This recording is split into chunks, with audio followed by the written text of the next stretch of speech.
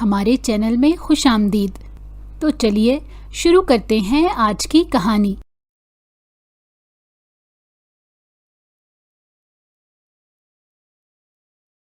پتہ نہیں تجھے اس منشر میں کیا نظر آیا ہے؟ اس کے اتنے بڑے سے چہرے پر پونچھوں کے علاوہ اور کچھ بھی نہیں ہے۔ امل اپنی دوست کے ہونے والے شوہر کا تفصیلی جائزہ لینے کے بعد اب زور و شور سے تبصرے کر رہی تھی۔ یار قسم سے سچ بول رہی ہے تم، مجھے بھی وہ شخص ایک آنکھ نبھاتا ہے، مجھے سے شادی نہیں کرنی۔ ماریا نے بیزاری سے کہا، تو پھر تو نے نکاح کے لیے ہاں کیوں کی؟ امل نے حیرانگی سے پوچھا۔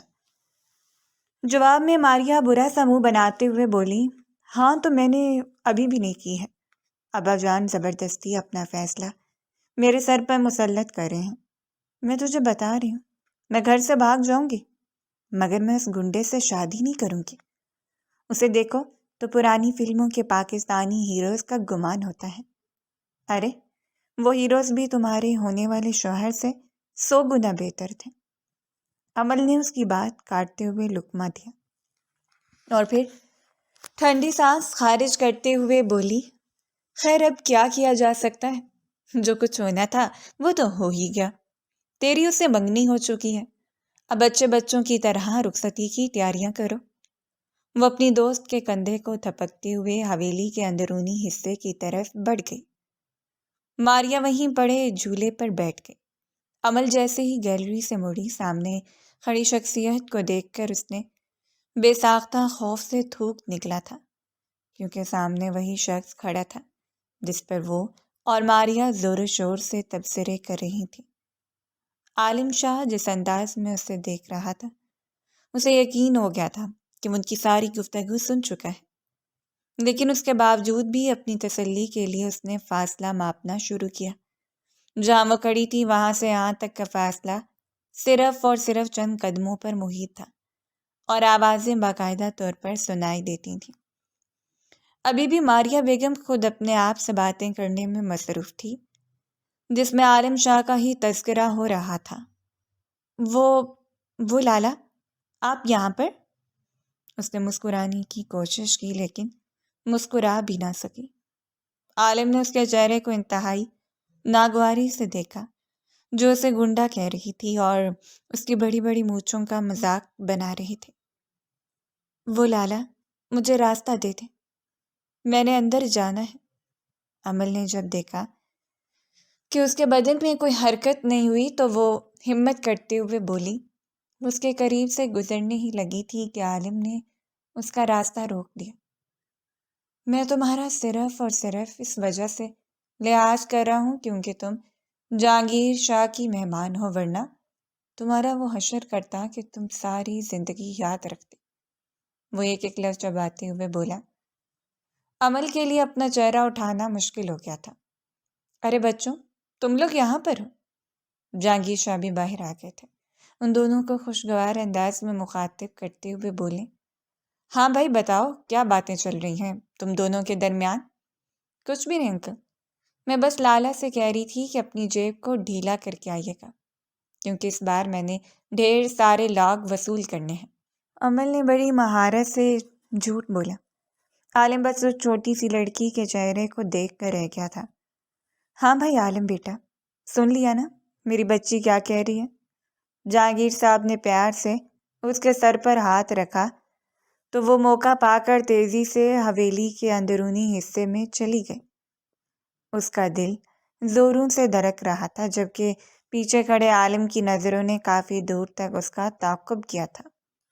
اس کے بعد وہ جہانگیر صاحب کے ساتھ ڈیرے پر چلا گیا تھا۔ رات کا وقت تھا، سب لوگ کھانے سے فارغ ہو چکے تھے۔ ماریا کی کزنس باہر ڈھولکی رکھ کر بیٹھی ہوئی تھیں اور اپنی بے سری آواز سے سب کو پریشان کر رہی تھیں۔ دادی جان نے تو باقاعدہ طور پر ان لوگوں کے سامنے ہاتھ جوڑے تھے، مگر ماریا کی کزنیں اچھی خاصی ڈھیٹ ثابت ہوئی تھیں۔ تم یہاں پر بیٹھی کیا کر رہے ہو؟ چلو باہر چلتے ہیں، ہم بھی گانے گاتے ہیں۔ امل نے اس کا بازو پکڑ کر اسے اٹھانے کی کوشش کی، لیکن ماریا نے غصے سے اپنا ہاتھ جھٹک دیا اور دوسری طرف کروٹ بدل کر لیٹ گئی۔ اس کی آنکھیں آنسوؤں سے بھیگی ہوئی تھیں، دل بھی غم سے پھٹا جا رہا تھا۔ تھوڑی دیر کے بعد جب وہ بولی تو اس کے لہجے میں صدا کی بے بسی تھی۔ بابا جان نے کبھی بھی میری بات کو اہمیت نہیں دی۔ میں نے کبھی ضد نہیں کی، کبھی اپنی مرضی منوانے کی کوشش نہیں کی۔ میں نے بس اتنا چاہا تھا کہ میرے دل سے ایک بار پوچھ لیا جائے، مگر آج انہوں نے ثابت کر دیا کہ میرے احساسات ان کے لیے کوئی معنی نہیں رکھتے۔ جس رشتے کو میں قبول نہیں کر سکتی اس میں مجھے باندھا جا رہا ہے۔ کیا میری خوشی اتنی بے وقت ہے؟ ماریا کے آنسو اب رخساروں پر بہنے لگے تھے۔ آواز کانپ رہی تھی مگر الفاظ میں درد کی شدت بڑھتی جا رہی تھی۔ وہ کہتے ہیں یہ سب میری بھلائی کے لیے ہے، مگر زبردستی کی بھلائی بھی تو ظلم ہی ہوتی ہے۔ میں جس زندگی کو دل سے نہیں اپنا سکتی اس میں مجھے دھکیل کر وہ مجھے زندہ تو رکھ دیں گے مگر اندر سے مار دیں گے۔ میں ہنسوں گی سب کے سامنے، خاموش رہوں گی مگر ہر سانس کے ساتھ ٹوٹتی رہوں گی۔ کیا کسی کو میری یہ خاموش موت نظر نہیں آتی؟ عمل نے اسے اپنے گلے سے لگا لیا تھا اور اسے کھل کر رونے دیا تھا۔ اپنے دل کا بوجھ ہلکا کرنے کے بعد جب اسے تھوڑی سی دور ہوئی تو عمل نے کہا، اگر تم چاہو تو میں تمہارے لیے عالم شاہ سے بات کر سکتی ہوں۔ میں انہیں کہوں گی کہ وہ اس رشتے کو اپنی طرف سے توڑ دیں۔ وہ ایسا کبھی بھی نہیں کرے گا۔ عالم شاہ گھاٹے کا سودا کبھی بھی نہیں کرتا۔ وہ شخص پیسوں کے پیچھے پاگل ہے، کبھی بھی اپنی ایک پھوٹی کوڑی کا نقصان نہیں کرے گا۔ اور میری شادی تو ہے ہی ایک بزنس بھی۔ یہ کہہ کر اس نے اپنے آنسو بے دردی سے صاف کیے تھے۔ عمل نے نرم لہجے میں کہا کہ میں پوری کوشش کروں گی کہ انہیں منا لوں۔ تم فکر مت کرو، سب کچھ ٹھیک ہو جائے گا۔ اس نے پیار سے ماریا کا کندھا تھپکا تھا۔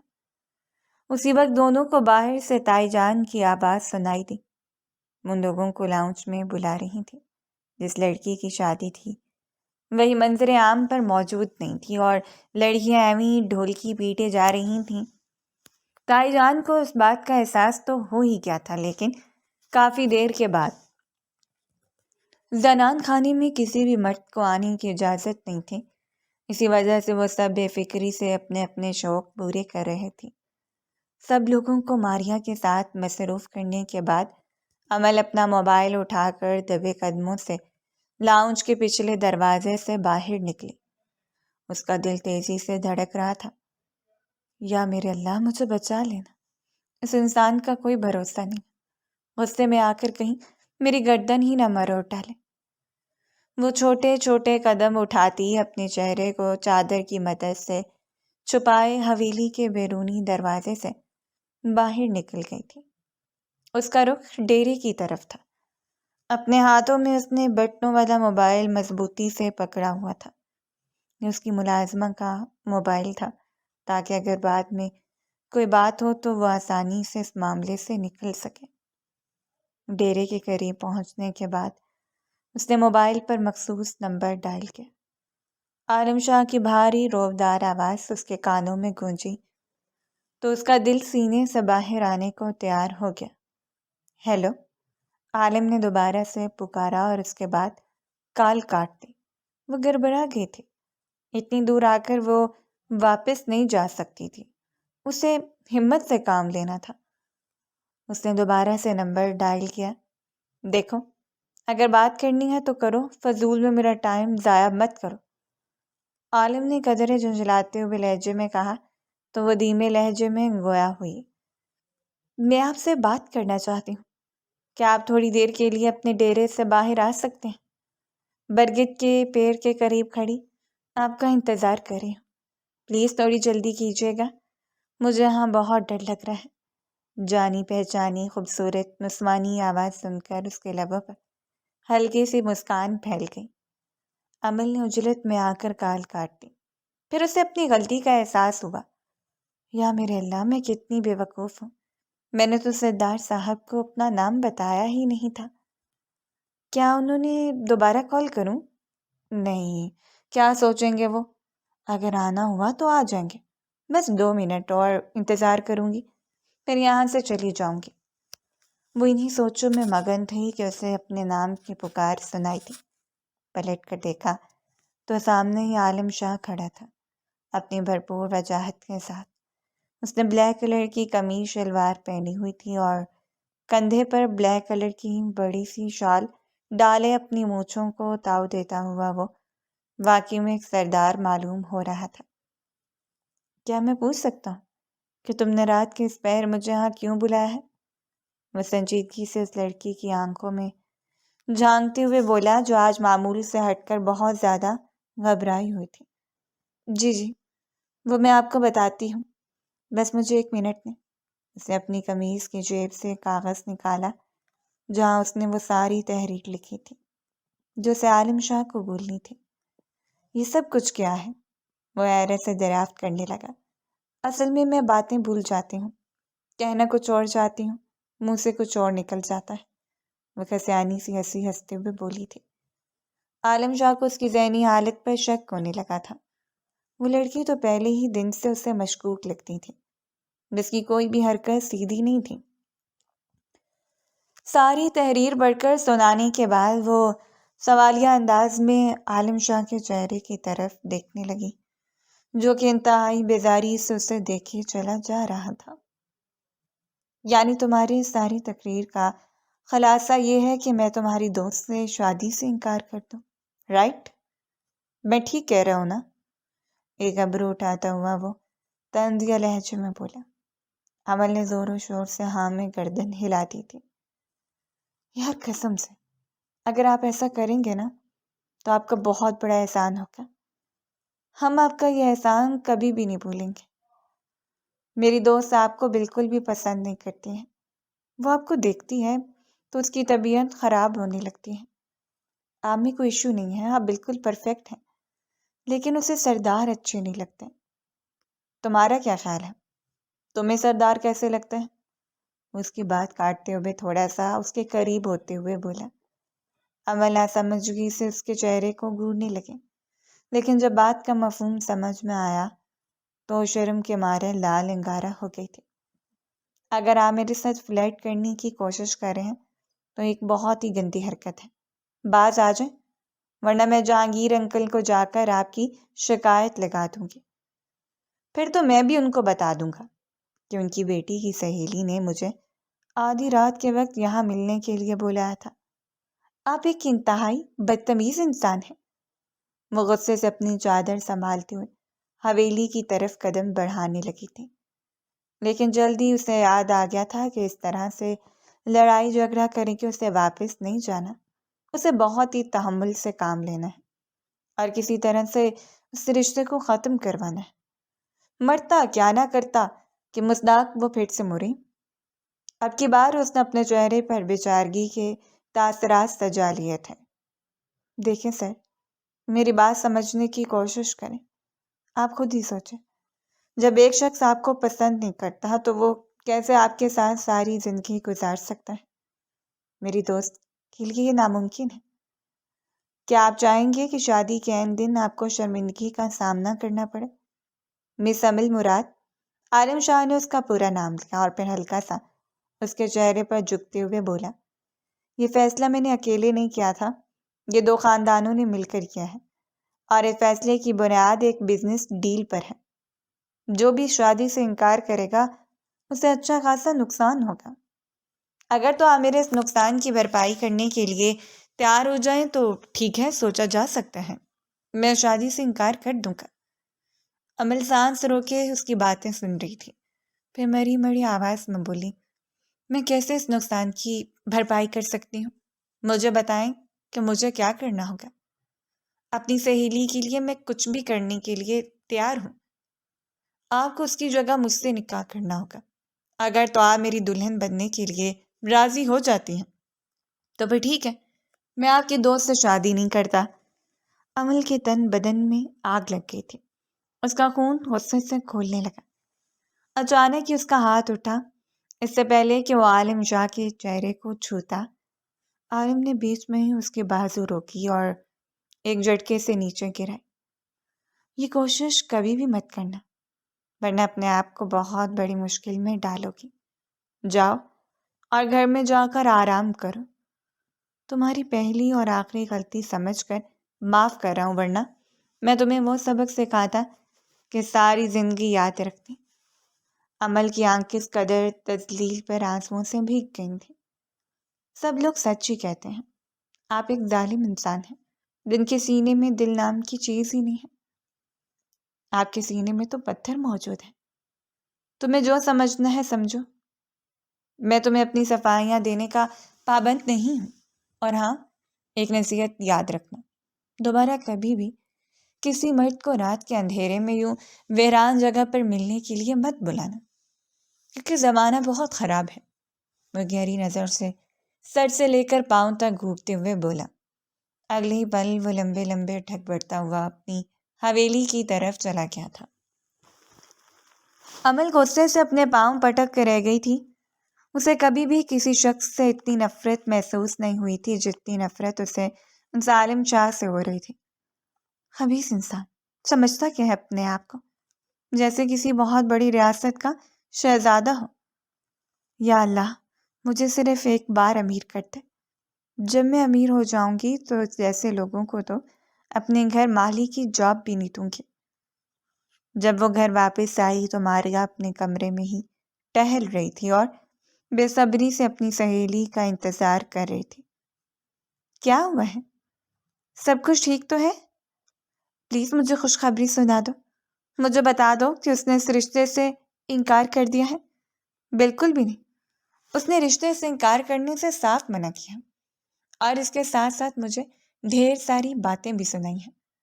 عمل کو جب اپنی تذلیل یاد آئی تو اس کا لہجہ بھیگ گیا۔ اب کمرے کا منظر ایسا تھا کہ ماریا کے ساتھ ساتھ عمل بھی آنسو بہا رہی تھی۔ اگر میں نے اس سے شادی کر لی تو میں کبھی بھی خود کو معاف نہیں کر پاؤں گی۔ میں وحید کو کیا جواب دوں گی؟ پہلی بار اس سارے عرصے میں ماریا کے منہ سے وحید کا نام نکلا تھا، اور اگلے ہی لمحے عمل ایک زوردار مکہ اس کی کمر پر مارا تھا۔ وہ درد سے کرا اٹھی تھی۔ یہ وحید یہاں کہاں سے آ گیا ہے؟ تم نے تو کہا تھا کہ تم اس منچر کو پسند نہیں کرتی ہو۔ ہاں، تو اسی وجہ سے مجھے اچھا نہیں لگتا، کیونکہ میرے دل میں وحید ہے۔ یا میرے اللہ، مجھے صبر عظیم عطا فرما، عمل نے اپنے ماتھے کو مسلتے ہوئے کہا تھا۔ دراصل وحید ان کا یونیورسٹی فیلو تھا۔ وہ پہلے سیمسٹر سے ہی ماریا کے پیچھے پڑا ہوا تھا، لیکن چونکہ اس کی عمل کے ساتھ پہلے ہی روز لڑائی ہو گئی تھی، اسی وجہ سے وہ دونوں ایک دوسرے کو شدید ناپسند کرتے تھے۔ تھوڑے عرصے کے بعد جب اس نے ماریا کو پرپوز کیا تو ماریا نے اس سے ہاں کہہ دیا، لیکن اس نے عمل سے یہ بات چھپائی تھی۔ اور ابھی جب وہ چھٹیوں میں گھر واپس آئی تو ابا جان نے بزنس ڈیل اس کے سر پر ڈال دی، اور اس کے ساتھ ساتھ اس کی منگنی عالم شاہ سے کروا دی۔ اس نے احتجاج کیا تھا مگر کوئی فائدہ نہیں ہوا تھا، اور اب چھٹیوں میں ہی اس کی شادی ہو رہی تھی۔ عمل گاؤں میں اس کی شادی اٹینڈ کرنے کے لیے آئی تھی۔ وہ خود ایک یتیم لڑکی تھی۔ اس کے بابا کا اس کی پیدائش کے تھوڑے عرصے کے بعد ہی انتقال ہو گیا تھا، اور پھر کچھ عرصے کے بعد اس کی ماں بھی فوت ہو گئی۔ وہ اپنے چچا جان کی فیملی کے ساتھ رہتی تھی اور بچپن سے بہت زیادہ محنتی تھی۔ اس کی ماریا سے کالج میں ملاقات ہوئی تھی، لیکن جب یونیورسٹی جانے کی باری آئی تو عمل نے ماریا کو یہ کہہ کر ایڈمیشن لینے سے انکار کر دیا کہ میں یہ سب کچھ افورڈ نہیں کر سکتی۔ اس دن سے لے کر آج تک اس کی پڑھائی کے اخراجات ماریا کے بابا اٹھا رہے تھے۔ اسے اپنی سگی بیٹی کی طرح ہی سمجھتے تھے۔ جہانگیر صاحب نے عمل کے چچا جان کے بزنس کو بھی سپورٹ کیا تھا، اسی وجہ سے انہوں نے کبھی بھی عمل کو ماریا کے گھر جانے سے نہیں روکا تھا۔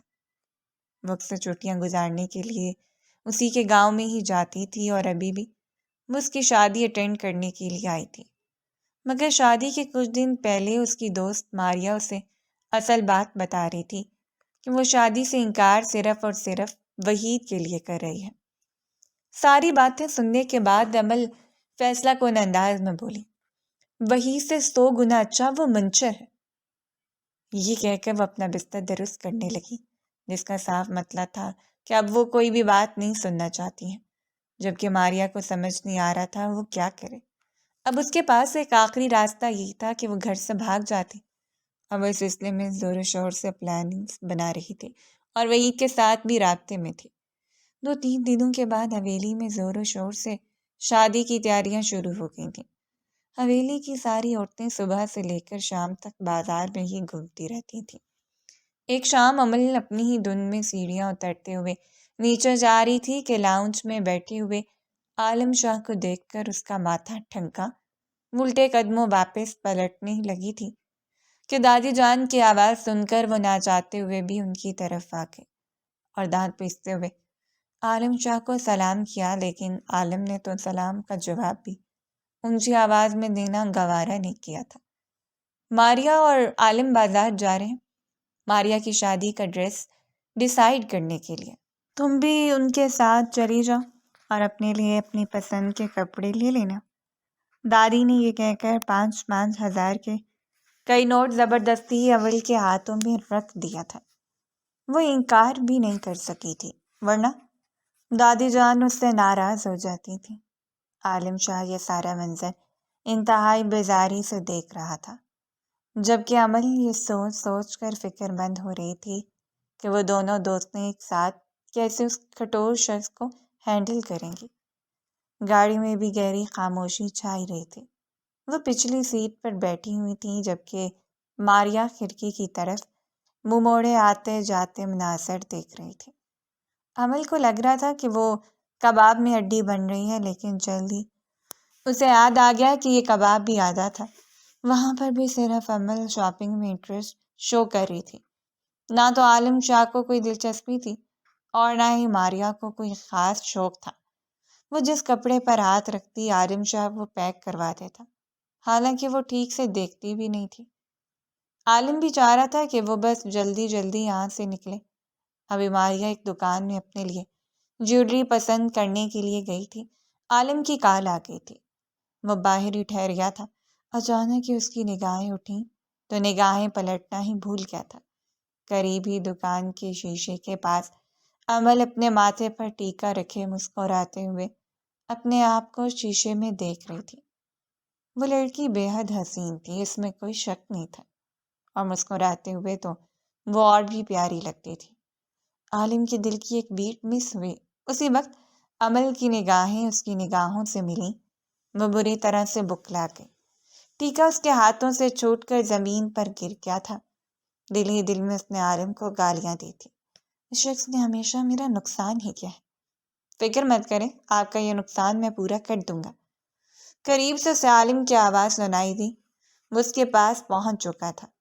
عمل نے کوئی جواب نہیں دیا اور باقی جیولری دیکھنے لگی۔ اسی وقت عالم نے ایک ٹیکا اٹھایا تھا اور غیر ارادی طور پر عمل کے ماتھے پر رکھا۔ یہ بہت پیارا لگ رہا ہے اور تمہارے ڈریس کے ساتھ میچ بھی ہو رہا ہے۔ میری مدد کرنے کی بجائے اپنی ہونے والی بیوی کی مدد کریں، انہیں آپ کی زیادہ ضرورت ہے۔ وہ اسے گھونٹتے ہوئے بولی، میری بیوی کو مجھ میں کوئی خاص انٹرسٹ نہیں ہے، پھر آپ کو یہ کیوں لگ رہا ہے کہ مجھے آپ میں انٹرسٹ ہوگا؟ بھائی صاحب، آپ یہ ٹیکا چھوڑیں، آپ یہ والا ٹیکا پیک کر دیں، آپ کی ڈریس کے ساتھ میچ نہیں کرے گا میڈم۔ عالم نے اسے تنبیہ کی۔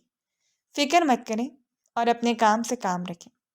عالم نے کندھے اچکا دیے۔ پتہ نہیں کیوں اب اسے اس لڑکی کے ساتھ نوک جھونک کرنے میں بہت مزہ آتا تھا۔ جب وہ لڑکی غصے سے لال انگارہ ہو جاتی تو عالم کے دل کو عجیب سا قرار ملتا تھا۔ واپس پہنچتے ہی ماریا پاؤں پٹکتی ہوئی کمرے میں چلے گئے تھے۔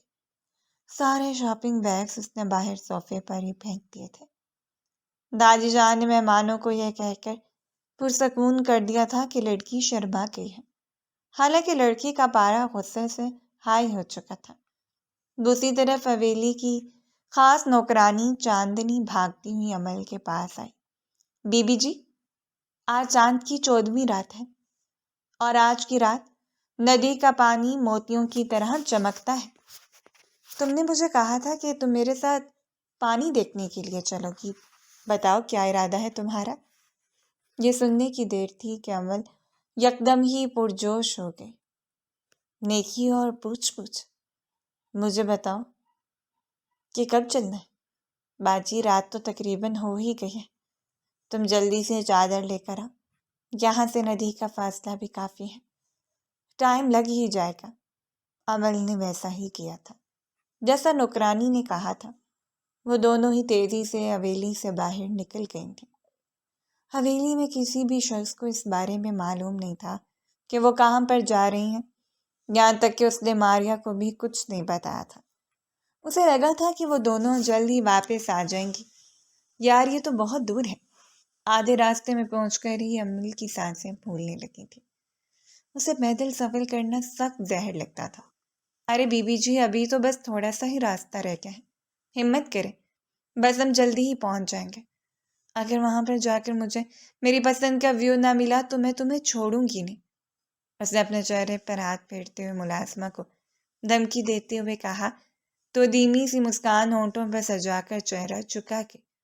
ویسے بی بی جی، ہماری چھوٹی بیگم صاحبہ کی قسمت کتنی اچھی ہے نا، ان کو عالم شاہ جیسا شوہر ملا ہے۔ ملازمہ نے پھر سے بات کا آغاز کیا تو امل ہتھے سے ہی اکھڑ گئی۔ اس میں خوش قسمتی والی کون سی بات ہے؟ مجھے تو وہ انسان ہی کانک نبھاتا ہے، اس میں تو کوئی ڈھنگ کی بات ہے ہی نہیں۔ ارے بی بی صاحبہ، کیا بول رہی ہیں آپ؟ گاؤں کی ساری لڑکیاں ان پر مٹتی ہیں؟ ضرور وہ لڑکیاں اندھی ہوں گی، یا پھر ان کے پاس اس کے علاوہ اور کوئی کام نہیں ہوگا۔ ارے بی بی صاحبہ، ہماری ماریا بیگم بھی تو انہیں پسند کرتی ہیں، اسی وجہ سے تو انہوں نے رشتے کے لیے ہاں کر دی ہے۔ اس وقت امل کو احساس ہوا تھا کہ وہ غلط انسان کے ساتھ غلط بحث کر رہی ہے۔ اس نے خاموش ہونے کو ترجیح دی تھی، جبکہ ان کے پیچھے چلتا ہوا عالم شاہ ان کی باتیں سن کر پھر سے آگ بگولا ہو گیا تھا۔ وہ اپنے ڈیرے سے باہر نکلا ہی تھا کہ اس کی نظر امل پر ٹھہر گئی، جو تیزی سے چلتی ہوئی بار بار خوف سے پیچھے مڑ کر دیکھ رہی تھی، یوں جیسے کسی سے چھپ کر جا رہی ہو۔ اور پھر اس کے ساتھ ملازمہ بھی تھی۔ وہ حیران رہ گیا تھا کہ شام کی اس پہر وہ دونوں کہاں جا رہے ہیں۔ پھر نہ چاہتے ہوئے ان کا پیچھا کرنے لگا، کیونکہ گاؤں کے حالات ٹھیک نہیں تھے اور آج کل اس کے دشمن بھی ایکٹیو تھے۔ وہ نہیں چاہتا تھا کہ ان لوگوں کی بے وقوفیوں کی وجہ سے کسی بھی قسم کی بدمزگی پیدا ہو، یا پھر دل میں کہیں اسے اس بے وقوف لڑکی کی فکر تھی جس نے عالم شاہ جیسے بندے کو ٹکا کر جواب دے کر خاموش ہونے پر مجبور کر دیا تھا۔ امل اور چاندنی ندی کنارے پہنچ چکی تھیں، لیکن وہاں پر ان کے علاوہ بھی اور بہت سے لوگ تھے، جن میں زیادہ تر تعداد لڑکوں کی تھی۔ وہ گاؤں کے ہی تھے اور کچھ شہر سے آئے تھے، یقیناً اپنے گاؤں والے رشتہ داروں کے گھر میں ہی ٹھہرے ہوئے تھے، اور اچھے خاصے بدتمیز لڑکے تھے۔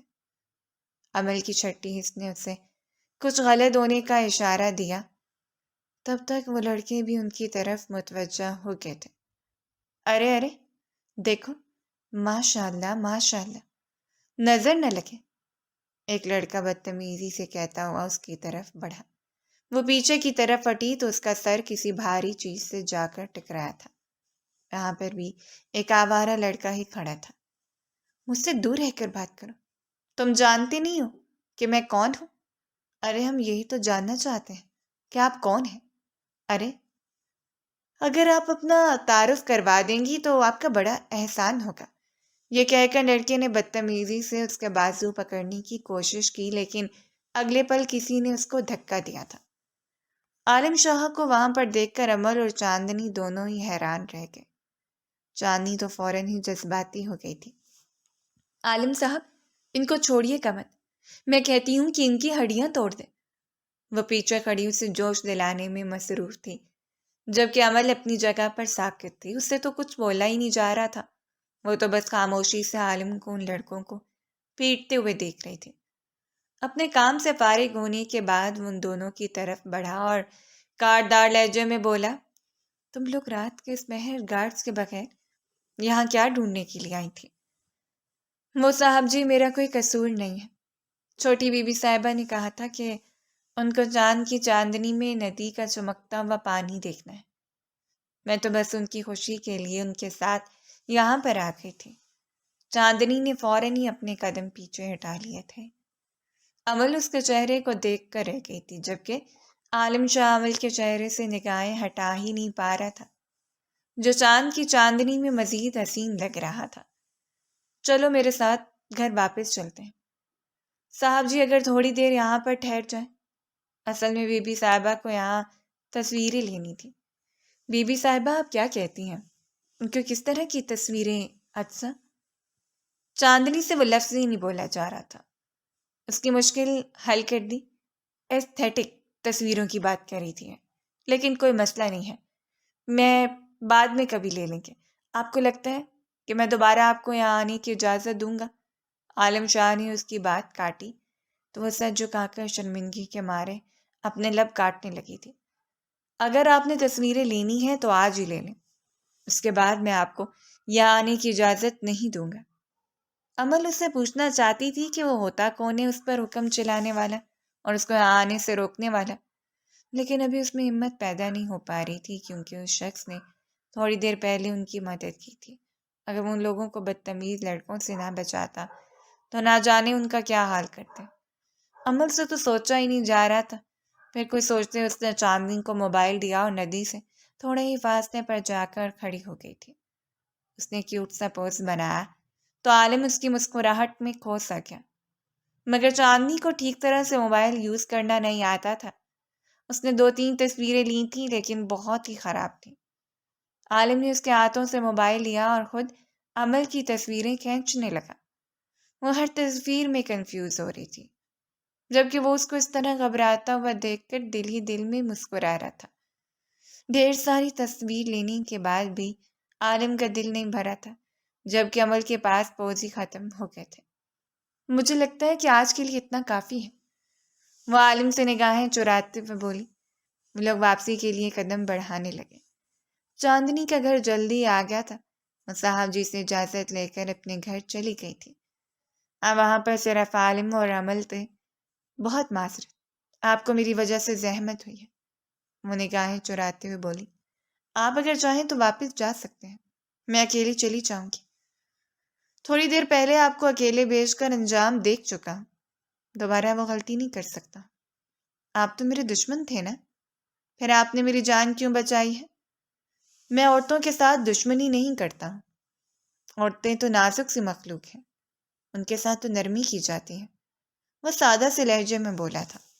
عمل سے اس کا جواب ہضم نہیں ہو رہا تھا، اس لیے فٹ سے بولی، تو پھر آپ میری دوست کے ساتھ ظلم کیوں کر رہے ہیں؟ آپ کو پتہ بھی ہے کہ آپ دونوں کبھی بھی ایک آئیڈیل کپل کے طور پر زندگی نہیں گزار پائیں گے۔ میں نے آپ کو آپشن دیا تھا میڈم صاحبہ، میں آپ کی دوست سے شادی کرنے سے انکار کر دوں گا اگر آپ مجھ سے نکاح کرنے کی حامی بھر لیں۔ آپ ایک انتہائی بدتمیز اور فضول انسان ہیں۔ تھوڑی دیر پہلے میں نے آپ کی جتنی بھی تعریفیں کی تھی وہ میں واپس لیتی ہوں، اور اپنے کہے پر بھی بہت زیادہ شرمندہ ہوں۔ چھوٹے بچوں کی طرح ہاتھ نچا نچا کر باتیں کرتے ہوئے پاؤں پٹکتی وہ حویلی میں داخل ہو چکی تھی، جبکہ وہ بازو لپیٹ کر اسے گھور کر رہ گیا تھا۔ نکی کا تو اس میں کوئی زمانہ ہی نہیں ہے۔ ایک تو میں نے اس لڑکی کو اتنی بڑی مشکل سے بچایا ہے، میرے احسان مند ہونے کی بجائے یہ مجھے ہی آنکھیں دکھا رہی ہے۔ میں نے بھی کون سا کچھ غلط کہا ہے؟ سودے بازی اسی طرح سے ہوتی ہے۔ اپنا سر جھٹکتا ہوا وہ ڈیرے کی طرف بڑھ گیا تھا۔ ایک بات ماننے والی تھی کہ پہلی بار کسی لڑکی نے اسے اپنی جانب متوجہ کیا تھا، وہ پہلی بار کسی لڑکی سے متاثر ہوا تھا، اور پہلی بار اس نے کسی لڑکی کی ذات میں انٹرسٹ شو کیا تھا۔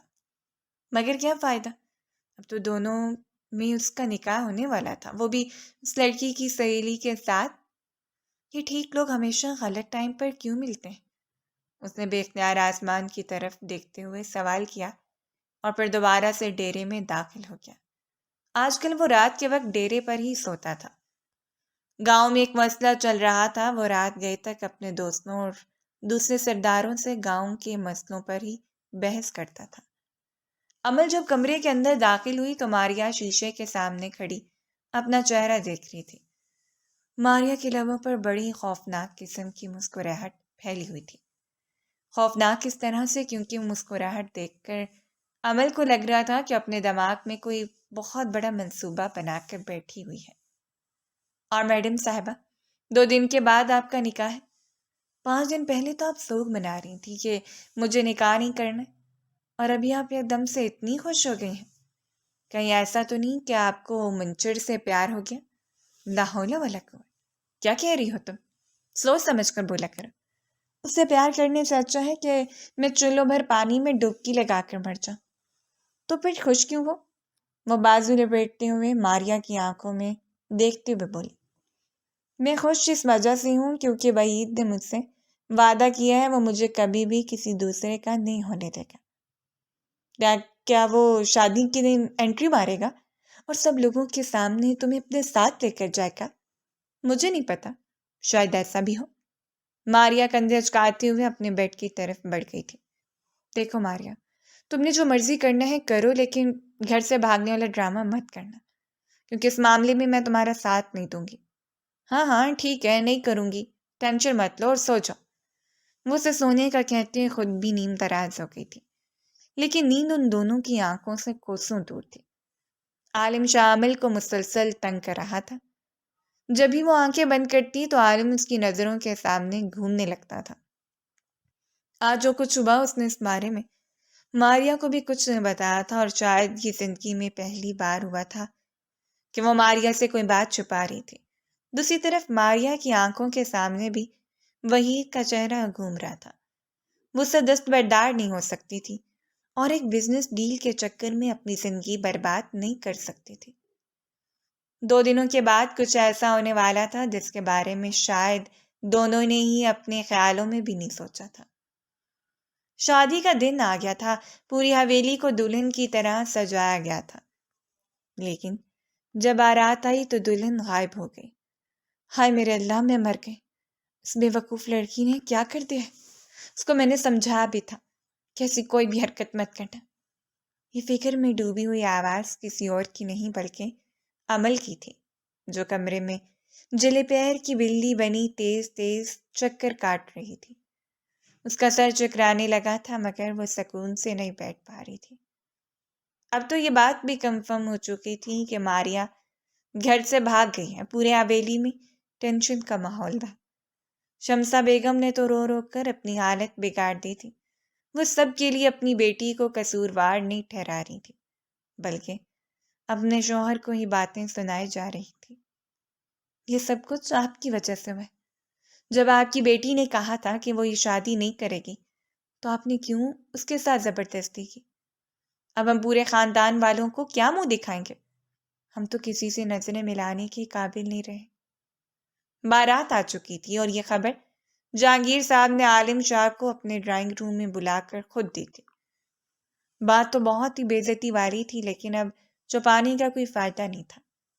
عالم نے کوئی خاص ری ایکشن نہیں دیا، بلکہ نارمل سے انداز میں کندھے اچکا دیے اور کہنے لگا، اب آپ مجھے بتائیں کہ اس کا کیا حل ہونا چاہیے۔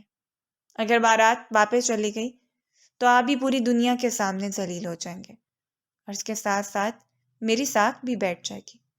میں ہر چیز برداشت کر سکتا ہوں، لیکن اپنی عزت پر کمپرومائز نہیں کر سکتا۔ میں یہاں سے بارات تو لے کر ہی جاؤں گا، مگر بیٹا، میری بیٹی تو آپ کو یاد ہوگا انکل، آپ کی ایک منہ بولی بیٹی بھی ہے۔ مسکراتی نظروں سے جہانگیر صاحب کو دیکھتے ہوئے بولا۔ ان کے ذہن میں جماکہ ہوا تھا۔ انہوں نے بے ساختہ خوف سے تھوک نکلا، مگر میں کیسے؟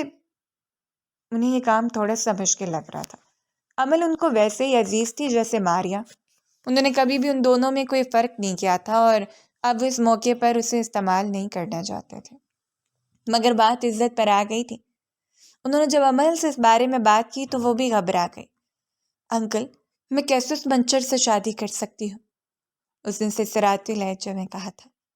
بیٹا، میری عزت کا سوال ہے، میں تمہارے سامنے ہاتھ جوڑتا ہوں۔ صرف تم ہی ہو جو میری عزت کو بچا سکتی ہو۔ تم فکر مت کرو، یہ کوئی پراپر شادی نہیں ہوگی بلکہ ایک کانٹریکٹ میرج ہوگی۔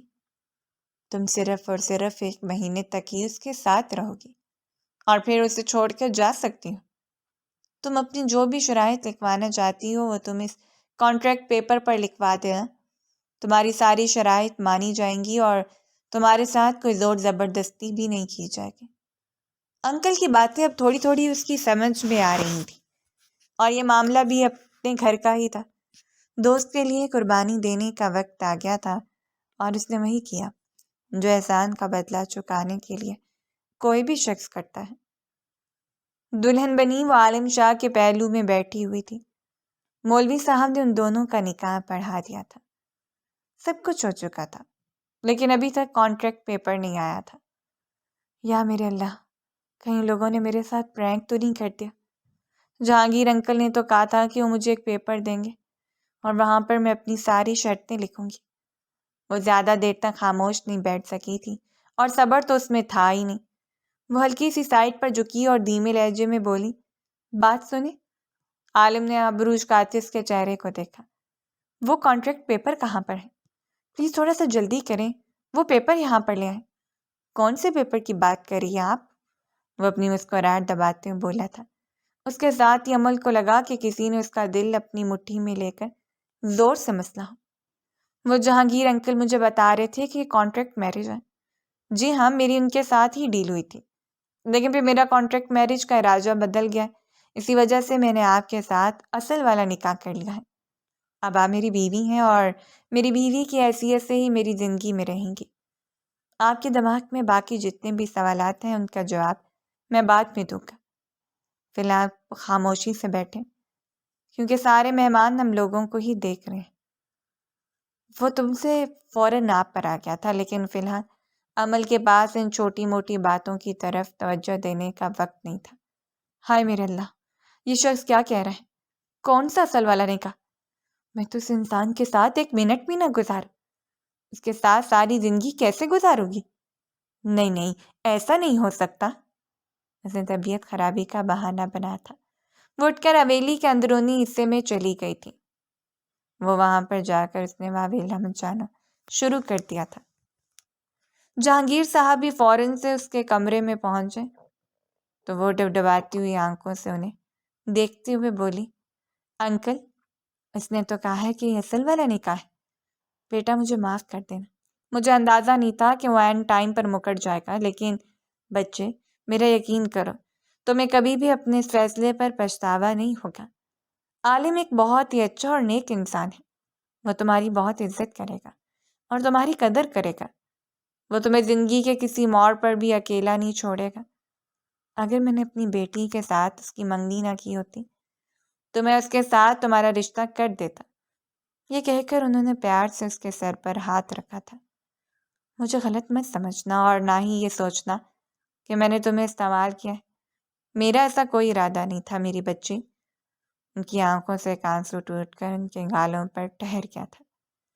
اگر ان کی سگی بیٹی نے ان کے ساتھ دھوکہ کیا تھا تو اس لڑکی نے ان کی عزت رکھی تھی۔ شمسہ بیگم نے گاؤں والوں کو بھی سمجھا لیا کہ آپ لوگوں کو غلط فہمی ہو گئی تھی، ہم لوگوں نے تو عمل کا رشتہ عالم شاہ کے ساتھ طے کیا تھا۔ ملازموں نے بھی حویلی والوں کا ساتھ دیا تھا۔ آہستہ آہستہ سب لوگوں کی آوازیں دب گئی تھیں۔ جب رخصتی کا وقت آیا تو عمل کو جان اپنے قدموں کے نیچے سے نکلتی ہوئی محسوس ہوئی، لیکن اس نے فوراً ہی اپنے آپ کو کمپوز کیا تھا۔ اس وقت اسے ماریا کی بھی فکر ہو رہی تھی۔ نہ جانے وہ کہاں تھی، کس حالت میں تھی، اور پھر اسی رات ماریا بھی وحید کے ساتھ حویلی واپس آ گئی تھی۔ اس کے بابا نے اس بار اسے کچھ بھی نہیں کہا تھا، نہ تو انہوں نے اپنی بیٹی کو ڈانٹا تھا اور نہ ہی دھکے مار کر وہاں سے نکالا تھا۔ اس کا چہرہ دیکھ کر خاموشی سے اپنے کمرے میں چلے گئے تھے۔ ماریا ان کے پیچھے ہی روتے ہوئے گئی تو انہوں نے اسے سینے سے لگا لیا۔ انہیں اپنی غلطیوں کا احساس ہو چکا تھا۔ اپنی بیٹی کی خوشی کے لیے انہوں نے اسے معاف کر دیا تھا، اور اس سب میں ایک بڑا کردار عمل بیگم کا ہی تھا۔ اس نے ہی جہانگیر صاحب کا دل اپنی بیٹی کی طرف سے صاف کروایا تھا، ورنہ وہ تو اس کی شکل بھی نہ دیکھتے۔ ماریا کی حویلی میں سب کچھ ٹھیک ہو چکا تھا، ہر چیز اپنی جگہ پر آ گئی تھی۔ وحید اس حویلی کا داماد بن گیا تھا، لیکن جہانگیر صاحب نے اسے واپس جانے کے لیے کہا تھا۔ وہ چاہتے تھے کہ وحید اپنے پیرنٹس کو لے کر پراپر طریقے سے ماریا کا رشتہ مانگنے کے لیے آئے، اور پھر ساری چیزیں دیکھنے اور پرکھنے کے بعد وہ روایتی طریقے سے اپنی بیٹی کو اس کے ساتھ رخصت کریں گے۔ وحید کو تو کوئی مسئلہ نہیں تھا، اس کے پیرنٹس بھی راضی تھے۔ ماریا نے رات کے وقت عمل کا نمبر ڈائل کیا تو اس نے پہلی ہی بیل پر کال اٹھا لی تھی۔ ارے مجھے لگا کہ تم مصروف ہوگی، ماریا نے شرارتی انداز میں کہا تو وہ دانت کچکچاتے ہوئے بولی، ذلیل عورت، تم سوچ بھی نہیں سکتی تمہاری وجہ سے میں کتنی پریشان ہو گئی تھی، اور جو کچھ تم نے میرے ساتھ کیا ہے اس کے لیے میں تجھے کبھی بھی معاف نہیں کروں گی۔ میں تجھ سے ساری زندگی بات نہیں کروں گی۔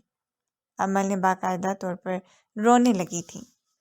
ماریا نے عمل کی کسی بھی بات کو سیریس نہ لیا اور شرارتی انداز میں بولی، میں جانتی ہوں کہ تم مجھ سے بہت محبت کرتی ہو، اور یہ ساری باتیں میری محبت میں مجبور ہو کر کہہ رہی ہوں۔ تمہیں مذاق سوچ رہے، مجھے شیر کی کچار میں پھینک کر خود تو تم بڑے مزے سے عیاشی کر رہی ہو۔ میں نے تمہیں کہا تھا کہ اگر تم نے وہی سے شادی کی تو تمہیں مجھ سے رشتہ داری توڑنی ہوگی۔ عمل کو ان دونوں پر غصہ آ رہا تھا۔ ماریا نے تحمل سے اس کی ساری باتیں سنی اور پھر اس کا شکریہ ادا کیا۔ اس کے ساتھ ہی اسے تسلی دینے لگی، تم ٹینشن نہ لو، سب کچھ ٹھیک ہو جائے گا۔ وہ شخص جتنا مرضی ظالم کیوں نہ ہو، اکھڑ مزاج ہی کیوں نہ ہو، لیکن تمہارے ساتھ وہ کبھی بھی سختی نہیں کرے گا۔ میں نے اس کی آنکھوں میں تمہارے لیے پسندیدگی دیکھی تھی، اور یہ میں نے ایک بار نہیں دیکھا۔ جب جب تم میرے ساتھ ہوتی تھی تو اس کی نگاہیں صرف اور صرف تم پر ہی ٹھہری ہوتی تھیں۔ لیکن قسم اٹھا کر کہتی ہوں، مجھے آئیڈیا نہیں تھا کہ وہ میرے جانے کے بعد تیرے ساتھ شادی کر لے گا، مگر اب بڑا مزہ آ رہا ہے کیونکہ فلمی سین ہو گیا ہے۔ یہ تو تمہاری فلمی سینز کی ایسی کی تیسی۔ ایک بار مجھے گھر واپس آنے دو، پھر دیکھو میں تمہارے ساتھ کرتی کیا ہوں۔ اگر میں نے تمہارے ساتھ سارے حساب کتاب برابر نہ کیے تو میرا نام بھی عمل نہیں ہے۔ ہاں ہاں ٹھیک ہے، بعد میں دیکھ لوں گی، یہ کہہ کر ماریا نے جھٹ سے کال کاٹ دی تھی۔ دوسری طرف عمل نے جیسے ہی گردن اٹھائی تو سامنے ہی وہ دشمن جان دیوار کے ساتھ ٹیک لگا کر کھڑا مطمئن انداز میں اسے دیکھے چلا جا رہا تھا۔ یعنی ایک بار پھر سے اس نے عالم شاہ کی برائیاں اس کے منہ پر کر دی تھیں۔ وہ میں تو بس یوں ہی اس سے بات کر رہی تھی، اس نے ہچکچاتے ہوئے کہا۔ عالم نے اس کی خوف سے پھیلی ہوئی آنکھوں کو پرشوق نظروں سے دیکھا اور شرارتی لہجے میں بولا، ویسے ہی بات کرو نا جیسے تھوڑی دیر پہلے کر رہی تھی۔ نہیں، وہ تو میں بس ویسے ہی۔ عمل نے صرف اتنا ہی کہا تھا اور اپنی گردن جھکا دی تھی۔ خوف اور شرم کے مارے اس کی حالت غیر ہونے لگی تھی۔ پہلے کی بات اور تھی، لیکن اب ان دونوں کے درمیان رشتہ تبدیل ہو چکا تھا۔ وہ اس کا شوہر بن چکا تھا اور کانٹریکٹ میرج والا ڈرامہ بھی ختم ہو گیا تھا۔ اسی وجہ سے بہت کنفیوز ہو رہی تھی۔ عالم کی پیٹھ پیچھے اس کو ہزار بار برا بھلا کہہ سکتی تھی، لیکن عالم کے سامنے اس کی زبان کو تالا لگ جاتا تھا۔ ابھی بھی وہ بیٹھی اپنے ہاتھوں کو بری طرح مسل رہی تھی۔ اس کی آنکھیں آنسوؤں سے بھیگی ہوئی تھیں۔ عالم اس کے قریب آ کر بیٹھا اور اس کے ہاتھوں کو اپنے ہاتھوں میں لے کر ٹھہرے ہوئے لہجے میں بولا، میں جانتا ہوں کہ یہ سب کچھ قبول کرنا تمہارے لیے مشکل ہے، لیکن میں تمہاری یہ مشکل بھی حل کر دوں گا۔ اس رشتے کو سمجھنے کے لیے میں تمہیں وقت دوں گا، لیکن یہ تو ایک ڈیل ہے نا جو آپ نے بزنس کی وجہ سے جہانگیر صاحب کے ساتھ کی تھی۔ اس نے ڈبڈباتی ہوئی آنکھوں سے عالم کو دیکھتے ہوئے کہا تھا۔ اس نے کبھی بھی اپنے لیے ایسا شخص نہیں سوچا تھا جو اسے اپنے مقصد کے لیے استعمال کرے گا۔ وہ تو ہمیشہ سے ایسے شخص سے شادی کرنا چاہتی تھی جس کے دل میں اس کے لیے محبت ہوگی اور جس کے دل میں اس کے لیے عزت ہوگی۔ وہ ابھی تک یہی سمجھ رہی تھی کہ عالم اسے اپنے مقصد کے تحت استعمال کر کے پھینک دے گا۔ جس چیز سے ماریا بھاگ رہی تھی اب وہ سب کچھ اس کے ساتھ ہوگا۔ یہی وجہ تھی کہ بہت زیادہ ڈری ہوئی تھی۔ اس نے جب اپنے خیالات کا اظہار عالم کے سامنے کیا تو اپنا ماتھا پیٹ کر رہ گیا تھا۔ تمہیں ایسا کیوں لگتا ہے کہ میں تمہیں صرف اور صرف تھوڑے عرصے کے لیے اپنے ساتھ رکھوں گا؟ اسے گہری نظروں سے دیکھتے ہوئے بولا تھا۔ جہاں تک ڈیل کا سوال ہے تو وہ ڈیل میں نے شادی کے دن ہی ختم کر دی تھی۔ اس کا سارا نقصان اپنے سر پر لے لیا تھا کیونکہ مجھے بدلے میں ایک بہت ہی قیمتی چیز مل رہی تھی، ایک انمول عورت جس کا میں نے ہمیشہ سے خواب دیکھا تھا۔ پہلی بار عمل نے بے یقینی سے اسے پلکیاں اٹھائی تھی۔ اسے لگ رہا تھا کہ اس کے کانوں نے کچھ غلط سن لیا ہو۔ کیا آپ میرے بارے میں بات کریں؟ اس نے سرسراتے ہوئے لہجے میں پوچھا۔ مجھے نہیں لگتا کہ یہاں پر ہم دونوں کے علاوہ کوئی اور موجود ہے۔ میں تمہارے بارے میں بات کر رہا ہوں۔ جب تمہیں پہلی بار دیکھا تھا تب تو مجھے تھوڑی سی بری لگی تھی، لیکن جیسے جیسے میں تمہیں جاننے لگا تو مجھے اپنے دل کے قریب محسوس ہونے لگی۔ ماریا کے بارے میں تو مجھے پتا تھا، مجھے آئیڈیا تھا کہ وہ کبھی بھی مجھ سے نکاح نہیں کرے گی، وہ جس شخص سے محبت کرتی تھی اس سے شادی کرے گی، اسی لیے مطمئن تھا۔ جب اس رات تم مجھ سے بات کرنے کے لیے آئی تب مجھے اپنے دل میں تمہارے لیے پسندیدگی کا احساس ہوا، اور پھر جب ان لڑکوں نے تمہیں پریشان کیا تو میرا دل بہت زیادہ گھبرا گیا تھا۔ اس دن مجھے یقین ہو گیا تھا کہ میں ہر چیز برداشت کر سکتا ہوں، لیکن تمہارے اوپر آنچ نہیں آنے دوں گا۔ عمل کو اس کی باتیں خواب لگ رہی تھیں۔ جب وہ خاموش ہوا تو عمل بھی آہستہ آواز میں بولی، مجھے بھی آپ اتنے برے نہیں لگتے، بس آپ کی مونچھیں تھوڑی سی بڑی ہیں۔ وہ تو مجھے اندازہ ہو ہی گیا، فکر مت کرو، کل ہی انہیں چھوٹا کروا دوں گا، کیونکہ جو چیز میری بیوی کو پسند نہیں ہے وہ رکھنے کا کوئی فائدہ بھی نہیں ہے۔ کافی رات ہو گئی ہے، اٹھو، چینج کرو اور ریسٹ کرو، صبح ولیمہ بھی ہے۔ کہ گانوں کو تپکتا اسے ہدایت کرتا ہوا کمرے سے باہر نکل گیا تھا۔ اس نے عمل کو ٹینشن لینے سے منع کیا تھا اور اس کے سکون کے لیے پوری رات کمرے میں بھی نہیں آیا تھا۔ وہ سکون سے اپنی نیند پوری کر کے اٹھی تھی۔ حویلی میں سب لوگ اس کے آگے پیچھے گھوم رہے تھے، یہاں تک کہ عالم شاہ کی ماں اسے بیٹا بیٹا کہتے نہ تھک رہی تھی۔ ناشتے کی ٹیبل پر بھی اسے بہت زیادہ پروٹوکول ملا تھا۔ اس کے بعد وہ تیار ہونے کے لیے پارلر چلی گئی۔ ولیمے پر اس کے چچا جان کی فیملی بھی آئی تھی۔ انہیں تھوڑی سی ناراضگی شو کی تھی، لیکن جہانگیر صاحب نے ان کو منا لیا تھا۔ ماریا نے جب عمل کو خوش دیکھا تو بھی پرسکون انداز میں مسکراتی۔ تھوڑی عرصے میں عمل اور عالم شاہ کا بانڈ بھی اسٹرانگ ہو گیا اور لوگ پرفیکٹ کپل ثابت ہوئے تھے۔ ماریا نے بھی 5 مہینوں کے بعد وہی سے شادی کر لی تھی اور اپنی زندگی میں خوش تھی۔ اگر آپ کو ہماری کہانی پسند آئی ہو تو ہمارے چینل کو لائک کریں اور سبسکرائب کر دیں۔